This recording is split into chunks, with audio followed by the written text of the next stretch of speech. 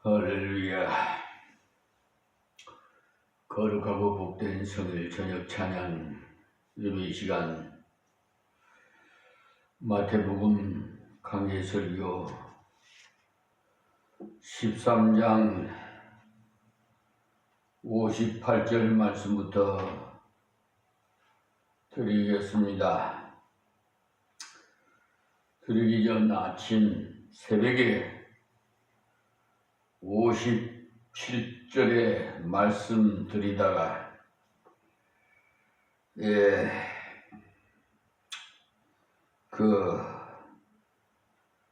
일화 한 토막을 소개해드리려고 하다가 또 동영상 유튜브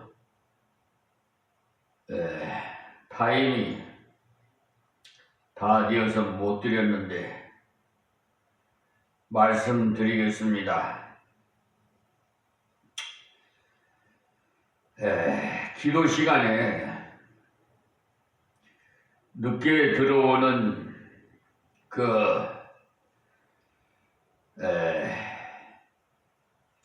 조만식 장로님을 향해서 주기철 목사님이 말하기를 더 이상 들어오지 말고 그 문 앞에 거기서 계시오 라고 하니까 그대로 밖에서 벌을 서 계셨다는 이야기입니다. 이 조만식 장로는 주기철 목사보다 훨씬 어르신입니다. 선배이시고요. 그런데도 주기철 목사님께서 조만식 장로님이 예배 시간 좀 늦게 왔다고 문 앞에 그대로 세워놨던 그 사건을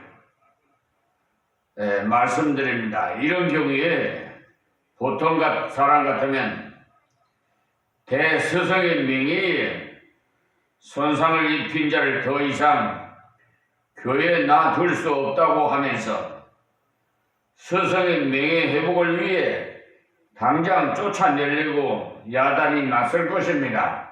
주기철 목사를 쫓아내려고.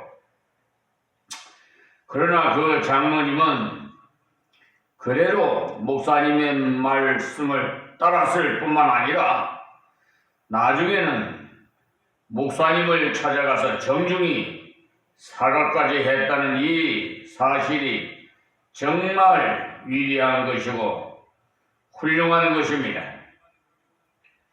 그러므로 우리가 아무리 나보다도 지위가 낮고 인간적인 장단점을 다 아는 가까운 사람이라도 그가 말씀을 전할 때는 바로 들어야만 하는 것입니다.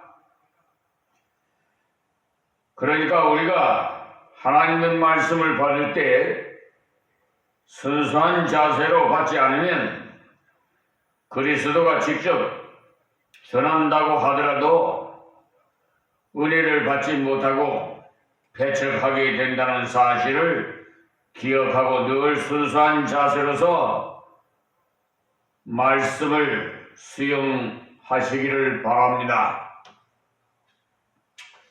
그리고 오늘 낮 예배 설교 시간에 또 말씀을 우리 그러니까 심금자라는 직분이 무엇인지는 제가 알 수가 없어요. 왜냐하면 그 교동거에서 브란노 서적에서 발견하는 그래도 믿음이 필요하다 이런 제목의 강정은 지음이라고 했는데 이분 목사님이십니다. 근데 은퇴를 앞두고 이 책을 펴내셨는데 그 한 토막을 한 페이지를 제가 읽어드리겠습니다. 너무나도 중요하기 때문에 제가 읽어드립니다. 어제가 3.1절이고 오늘 우리 3.1절 그러니까 맞이해서 우리 말씀을 3.1절 정신과 신앙이라는 제목으로 말씀을 드렸습니다. 유감스럽게도 지난 토요일날 저 광화문에서 또 헌법재판소 앞에서 집회를 많은 백성들이 나와서 탄핵 찬성파와 반대파가 서로 자기의 그 의사를 발표한 것 같습니다. 좋습니다. 자기의 자신의 발언은 어디까지나 자유니까요. 그런데 너무 도를 넘었지 않나 그런 제 부족한 비천한 종이지만 생각을 했습니다. 저 정광훈 목사는 그 광화문 강당에서 뭐라고 했냐? 이 나라 헌법보다도 그러니까 뭐라 하더라?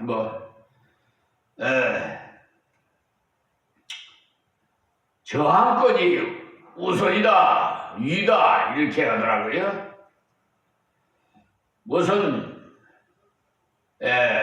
적군이 쳐들어왔는가 저항권을 하게 일본 저런 게르도당들이 36년 동안 우리를 압박하면서 다스려왔어요. 우리 먹는 곡식을 공출하라 그래서 다 뺏어가고 녹구르까지도 다 뺏어가서 총알 바지를 만들고 젊은이들을 잡아다가 다 총알 바지로 보내고 노동력 있는 사람들은 탄광으로 강제로 보내고 또 처녀들은 잡아다가 여인네는 군인 위안부로 보내고 그런 만행을 한 일본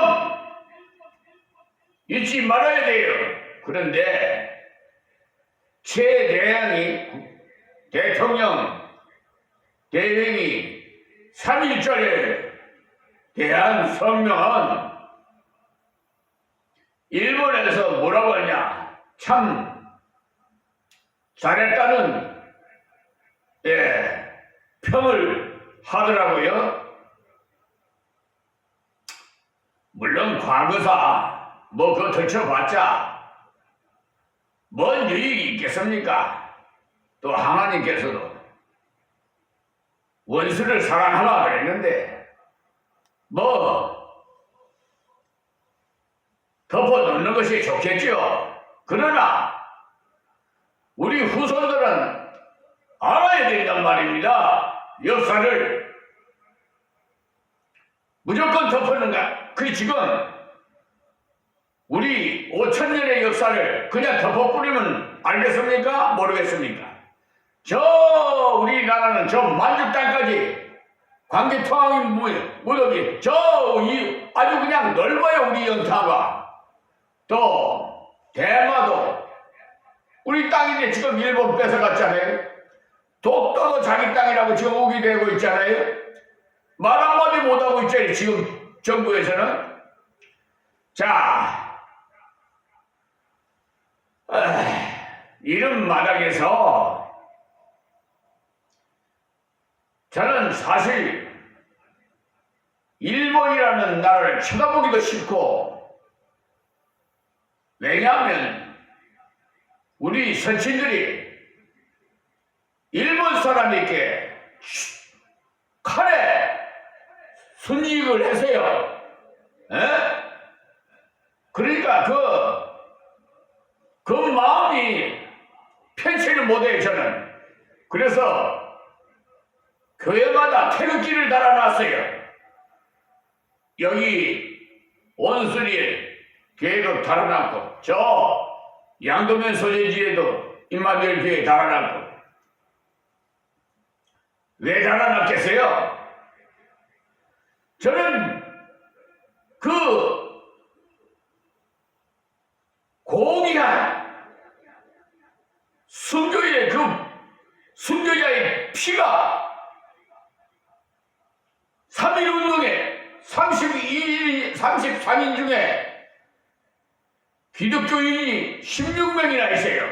주도를 했고, 거기에 참여한데, 빈국 격차를 막느라고 또 다른 정기에서도 참여하고 했지요. 그런데 주도권은 기독교에서 주도를 했습니다. 애국가도 안창호 선생이 자살을 하는데, 지금 말이요, 하나님이 보호하사 우리나라 만세인데 하느님으로 바꿔놨어요. 하느님은 하늘을 말하는 것이고, 하나님은 유일신 한 분인 하나님을 말하는 거예요. 왜 이렇게 써요? 로마 개토릭이 그 권세가 계신 것보다 월등히 낮기 때문에 세상말로 큰 집이라고 그러죠. 우리 개입교단은 마틴 루터가 95개 항을 들고 개혁을 일으킨 거예요. 그러니까 저는 보수를 좋아합니다. 그래서 국민의힘도 제가 좋아합니다. 보수니까. 그런데 보수가 보수답질 않아요. 그래서 제가 마음이 갈등이 생겨버려 있어요. 뒤로 돌아설 수밖에 없어요. 오히려 민주당이 오히려 보수 짓을 하려고 그래요. 그런데 민주당을 갖다 영공 세력이라고 정권이 시작됐습니다 그러더라고. 정광훈이가 하나님 꼼짝만 내 손에 주고 하는 그런 분이. 자, 이걸 지금 책을 여러분도 구입해서 한번 보십시오. 신미자라는 분이 저한테 이 도서, 교보문고에서 나온 도서를 신청해서, 저는 사실은 각처에서 많이 옵니다. 책도 창세기 하여튼 편지도 많이 오고요. 봤습니다. 외국에서도요, 미국에서도 시리아에서도 하여튼 세계 각처에서 오는데, 여기에 중요한 것이 있어서 그렇습니다. 지금도 중동을 비롯한 이스라엘, 팔레스타인 사이에서 벌어지는 전쟁은 기독교와 이슬람, 유대교와 이슬람의 종교 전쟁이다. 종교주의자들이 벌인 전쟁으로 많은 사람이 죽었고 죽어가고 있다. 1, 2차 세계대전을 비롯한 전쟁 사망자보다 종교 전쟁에서 종교라는 이름 하에 죽은 사람이 더 많을 것이다. 미국 웨이크 포레스트 대학교 종교학 교수 찰스 킴블이라는 분은 종교가 사악해질 때라는 이런 책을 썼어요. 거기에 에코리 부르라는 책을 2005년도에서 썼는데 이런 내용을 적나라하게 지적한 책인데, 종교란 무엇인가? 사랑과 평화가 충만하고 마음의 평화를 가져다 주는 것인가? 아니면 이 세상에 존재하는 가장 큰 악의 근원인가? 종교는 틀림없이 지상에서 가장 강력한 세력으로서 모든 것에 영향을 미친다. 역사를 통틀어 많은 사람과 신앙 집단들이 종교 사상과 종교적 헌신에 힘입어 편협한 이익심을 초월해 더 고귀한 가치와 진리를 추구할 수 있었다. 역사 기록을 살펴보면 사랑과 자기 희생 그리고 타인에 대한 봉사 등이 깊은 종교적 세계관에 뿌리를 두는 경우가 많다는 것을 알 수 있다. 그러나 역사는 인간이 저지르는 최악의 행동들과 종교가 직접적으로 관련된 경우 역시 많다는 것을 분명히 보여준다. 인류 역사상 그 어떤 세력보다 종교의 이름으로 치러진 전쟁이 더 많고 종교의 이름으로 목숨을 잃은 사람이 더 많으며 요즘 종교의 이름으로 더 많은 악행이 저질러지고 있다는 말은 조금 진부하기는 해도 어쨌든 슬픈 진실이다. 자, 여기까지만 읽어드리겠습니다. 자, 이것만 보더라도 지금 저 우익단체에서 그 탄핵 반대에 섰던 분, 저 심지어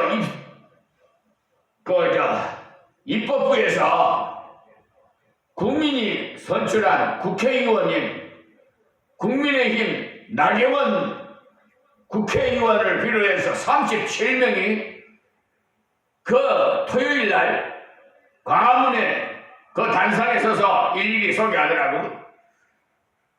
윤석열 대통령 변호사도 거기 나와서 그 계엄령을 왜 발표했는가 그에 대한 그 이유를 이렇게 말씀하시더라고요.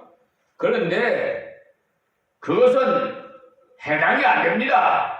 저는 법관이 아니지만은 법제를 15년 동안 하나님께서 기회를 주셔서 공부하게 하셔서 새벽 1시, 2시에 그래서 그 수천 수만 가지 되는 법제를 다 머릿속에는 기억하지 못하지만은 하나님께서 팩트를 해서 감동을 주셔서 꼭 그 필요한 것만 탁탁 기억나고 생각나게 해 주십니다. 그래서 현재도 10여 건을 지금 사법부와 법정 투쟁을 하고 있어요. 심지어 저 세종특별자치시에 제가 26일 날 가가지고 이렇게 부패,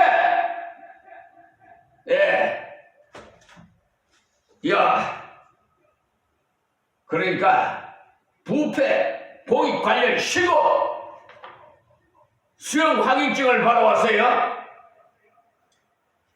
이것은 부패 행동 강령 위반의 신고인데 법관이 27명을 이렇게 국민권익위원회 신고를 했어요.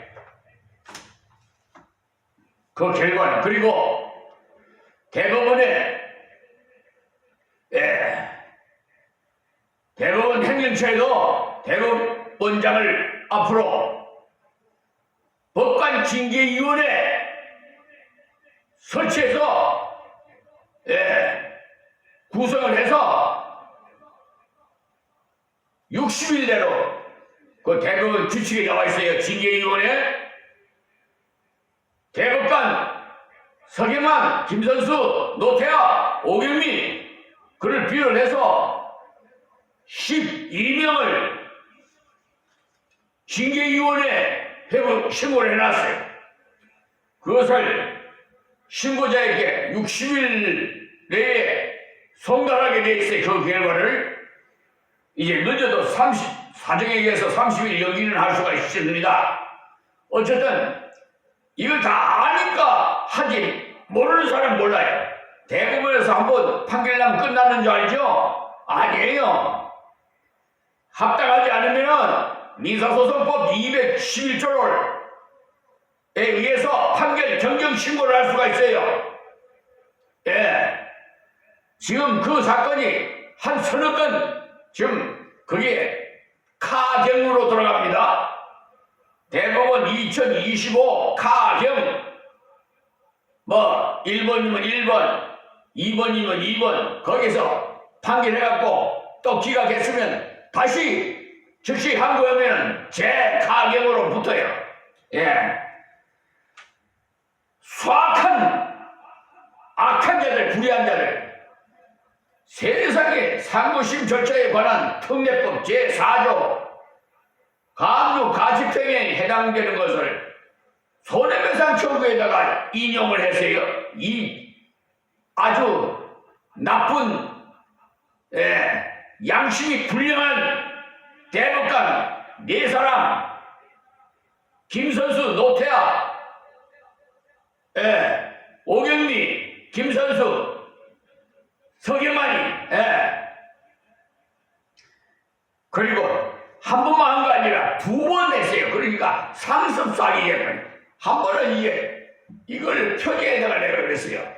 그 상고장에다가 그 이유서에다가 앞에다가 이거 사건은 심리 불속행에 해당되는 게 아니라 원심 법원으로 환송해야 합니다. 민사소송법에 의해서 표지에다 써놨는데도 이분들이 심리 불속행 계약을 했는데 뭐라고 했냐? 상고심 절차에 관한 특례법 제4조 그냥 4조 메탕이라고 해야 되는데 공란에 완전히 비워버리세요. 그러니까 이유가 없는 판결서는 휴진조각에 불과한 거예요. 여기에 메탕에 이유가 붙어야 어디에 잘못된구나 이것이 에서 기각됐다는 것을 알 수가 있는데 첫 번째는 가압류 가집행에 대한 것을 제가 그걸 했거든요. 하니까 이분들이 이제는 그걸 알고 그걸 빼버렸어요. 그냥 안 붙이고 제4조 그냥 제5조에 의해서 모든 대법원 일치로 그냥 기각한다. 이렇게 되게요. 제5조는 일치로 다 기각한다는 것입니다. 5조는 이런 불의한 자들이 있기 때문에 사법부에서 종사하시는 양심 있는 법관들이 피해를 입고 세계적으로도 사법부의 명예를 훼손하고 있어요. 제가 저 유엔 사무총장 앞으로도 인권위원장 앞으로도 제가 영어로 다 편지를 써서 보냈어요. 한국 사법부가 이렇게 부패, 비리가 그냥 통상적으로 이루어지고 있다. 이게 뭐 어떻게 된 판이지? 1심에서부터 이게 그냥 어물쩍 넘어가는 거예요. 그냥 흙을 100으로 흙으로. 자, 이제 그만 말씀드리겠습니다. 그리고 그 정도라는 것을 말씀드렸고요. 3.1 운동은 정말 이번 106주년 3.1절을 정말 유관선 열사를 비롯해서 33인은 그 연결한 사죄를 해야 돼요. 정말 이 나라가 누구 때문에 이렇게 보존하고 있어요? 첫째는 하나님의 은혜예요. 하나님이 우주 만물을 다스리고 우리나라 대한민국을 보호해 주시고 지켜주세요. 계엄령도 즉시 해제할 수 있게끔 원식 국회의장을 담 넘어가서 국회에 가서 탕탕탕 가반수 이상 국회의원 위해서 계엄령 취소를 했죠? 안 그랬으면 정말 끔찍한 사건. 그것도 하나님의 은혜로 여러분 총기를 들고 실탄을 장진하고 세상에 그리고 포선줄 묶으려고 하는 것도 가져오고 여러분 뉴스를 봐서 다 알겠지만 그래놓고 무슨 변론에 나 그 헌법재판소에서 증인들하고 변론하는 거 윤석열 대통령 그에 말하는 거 나 다 들었어요. 참으로 속에서 독통이 올라옵니다. 그냥 하여튼 하나님께서 다 다스리실 것입니다. 자, 본문은 돌아갑니다. 마태복음 13장 58절입니다. 저희의 믿지 않음을 인하여 거기서 많은 능력을 행치 아니하시니라. 여기에 분명히 예수님께서 능력을 행할 수가 없어서가 아니라 능력을 행치 아니하시니라 이렇게 말씀하고 있습니다. 왜냐하면 예수님을 믿지 않을 때에는 거기 아무리 능력을 행하더라도 그것으로 인해서 오히려 반발만 드세게 일어날 뿐 아무 소용이 없는 것입니다. 그러니까 믿지 않는 자들에게 권능을 행해봤자 그것은 그 사람들에게 전혀 유익이 되지 못하고 오히려 하나님 앞에서 큰 채찍이 되기 때문에 주님은 거기서는 더 이상 능력을 행치 않으시고 다른 곳으로 가셨어요. 그러니 예수님의 능력이 크실지라도 불신앙하는 자들 앞에서는 능력을 나타내지 않으십니다. 그것은 바로 그들 자신에게 유익이 없기 때문입니다. 우리가 마태복음 13장 44절에서 58절의 말씀을 통해서 결론적인 진리를 살펴보면 먼저는 복음을 발견하는 방법이 사람마다 같은 것이 아니라는 사실이고요. 그 때문에 우리가 간증을 하는 데 있어서 가장 좋은 간증은 무엇인고 하면 예수를 믿는 데 대한 간증이 제일 좋습니다. 그러니 자신이 어떻게 예수를 발견했는지에 대한 예수 믿는 간증을 해야 합니다. 그런데 요즘에는 흔히 간증하라고 하면 돈을 벌고 무슨 불식병이 낫고 그리고 무슨 복을 받은 그런 것이 간증의 주된 재료로 등장하는 바람에 신앙이 어린 사람인데 하나님의 복의 기준이 주로 그런 것들을 소유하는 것으로 둔갑할 가능성이 있어요. 그래서 이런 류의 간증이 미숙한 신자들을 부축해서 그런 것이 대단한 것인 줄 알고 자꾸 그런 방법으로 나가게 만드는 것입니다. 그 때문에 간증은 예수 믿는 간증을 해야 하고 그리고 그 예수 믿는 간증을 하더라도 조심해야 되는 게 어떤 쇼킹한 그런 것이 간증의 재료로 적합하지 않겠느냐 하는 그런 관념을 없애야만 합니다. 저도 친구들의 간증을 들어보면 평범한 간증이 더 은혜가 되는 게 어떤 극적인 간증을 듣고 나면은 정말 그랬을까? 좀 과장하지 않았겠나? 하는 미심쩍은 그런 생각이 들게 돼요. 그러나 평범한 이야기로서 예를 들면 자기는 믿는 가정에 자라나서 아무런 구원의 그 확신도 없이 지나다가 어느 때 성경 어디를 읽다가 그 말씀에 부딪혀서 깨닫고 지금까지 주님을 사랑하고 그를 섬기고 있느라고 그렇게 말하면 나도 그 형제가 부딪힌 말씀을 다시 찾아보고는 야 정말 맞는 말씀이다 하고는 같은 은혜를 받는 이런 평범한 감정이 사람들 간에 신앙적인 공감대를 형성하는데 아주 좋습니다.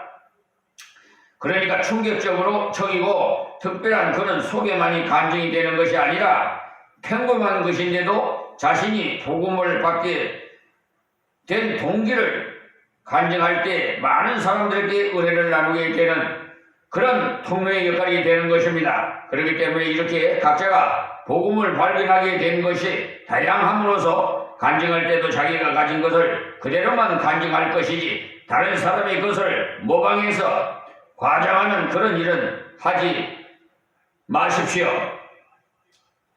그러니 어떤 사람은 복음을 발견하게 된 것이 생각지도 않은 우연한 가운데서 발견하는 경우가 있는 반면에 어떤 사람은 탐구하고 노력하는 중에 복음을 발견하는 그런 기회가 오는 경우도 있는 것입니다.